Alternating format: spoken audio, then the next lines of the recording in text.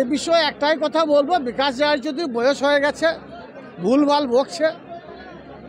গত 22/3/2025 তারিখে বোলপুর দলীয় কার্যালয়ে কোর কমিটি মিটিং বসেছিল।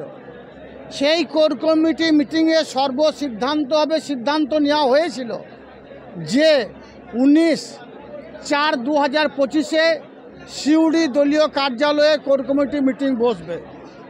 কোর কমিটির আহ্বায়ক তৈরি করেছেন স্বয়ং দলনেত্রী মমতা বন্দ্যোপাধ্যায়।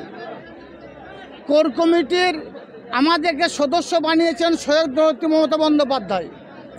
কিছুদিন আগে নেতাজি ইন্ডোর স্টেডিয়ামে স্বয়ং দলনেত্রী মমতা বন্দ্যোপাধ্যায় বলে দিয়েছেন বীরভূম জেলা চালাবে কোর কমিটি। কোর কমিটি ব্যতীত বীরভূম জেলার দলীয় কোনো সিদ্ধান্ত নেওয়া হবে না। স্বভাবতই বিকাশ রায়চৌধুরী কোর কমিটি আহ্বায়ক নিজের দায়িত্ব পালনে ব্যর্থ হয়ে উল্টোপাল্টা বকছেন বলে আমি মনে করি। আহ্বায়ক কথাটার মানে উনি জানেন বলে আমার মনে হয় না। ওনাকে প্রথমে রাজ্য নেতৃত্ব যে দায়িত্ব দিয়েছে সেই দায়িত্বটা পালন করা উচিত। উনি তার ঘাড়ে ফেলে দিলে হবে না। মমতা বন্দ্যোপাধ্যায় বাংলার মা, বঙ্গজননী, বাংলার হিন্দু মুসলমান, শিখ খ্রিস্টান ইসাই সমস্ত সম্প্রদায়ের মানুষকে একসাথে রেখেছেন। আমরা মমতা বন্দ্যোপাধ্যায় সৈনিক।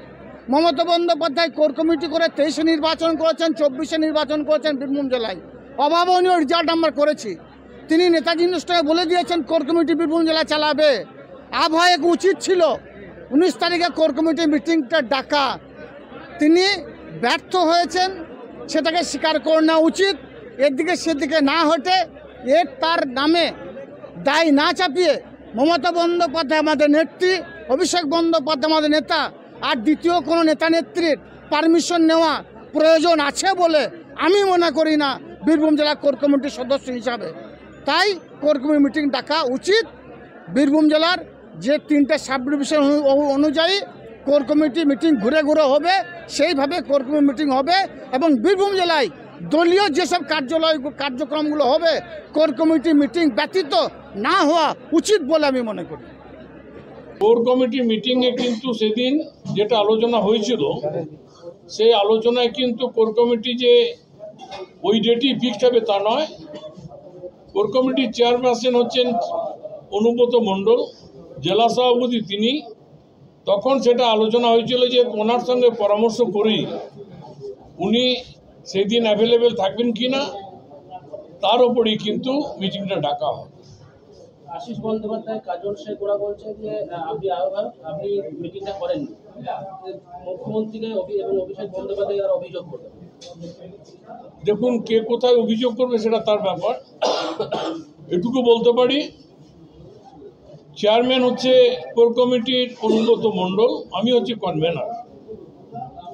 আমার থেকে চেয়ারম্যান নিশ্চয়ই অনেক ক্ষমতাশালী ব্যক্তি, ক্ষমতা তার বেশি। সুতরাং তিনি যে নির্দেশ যখন আমাকে বলবেন আমি তখনই, সে নিজে ডাকুক বা আমাকে দিয়ে ডাকাক, আমি তখনই ডাকুক। বারে দেখা যাচ্ছে জেলা কমিটির মিটিংয়ে অনুব্রত মণ্ডল যখন কাজল শেখ অনুপস্থিত, আবার আপনি যখন ডাকছেন তখন শেষবার কোর কমিটিতে কাজল শেখ অনুপস্থিত ছিলেন, অনুব্রত মণ্ডল অনুপস্থিত। এই যে দুজনের যে, দেখুন, আমরা খুব ব্যস্ততার মধ্যে থাকছি, আমি খোলাখুলি বলছি। সাংবাদিকরা অনেক সময় বলে, অনেক চ্যানেল আছে, তাদের পরিষ্কার একটাই কথা, আমাদের এই কবে কোর কমিটি হবে আর কবে আমাদের কি মিটিং হবে, আমাদের থেকে মাথা ব্যথাটা তাদের বেশি। এটা আমাদের ইন্টারনাল ব্যাপার, একটা দলীয় ব্যাপার। আমি আমার ঘরের কথা আমি সবাইকে বলবো কেন? আমার ঘরের সমস্যা আছে, আমি কি বলবো যে আমার এই সমস্যা, আমার এই সমস্যা, আমার এটা ভালো হয়েছে, আমার এটা ভালো হয়েছে, ঢোলটা পিটবো নাকি? যখন যেটা প্রয়োজন হবে, যেটা আপনাদের জানানো সেটা আমরা আপনাদেরকে জানাবো, যেটা আপনাদেরকে জানানোর মতো নয় সেটা আমরা জানাবো না এখানে। সুতরাং আপনাদের বেশি আপনারা চিন্তা করবেন না। সঠিক সময়ে সঠিক জায়গায় নির্দেশ পরিষ্কার ভাষায় বললাম, নিশ্চয়ই বাংলাটা ভালো বোঝেন। কোর কমিটির চেয়ারম্যান যিনি আছেন তিনি যেভাবে বলবেন সেইভাবেই হবে।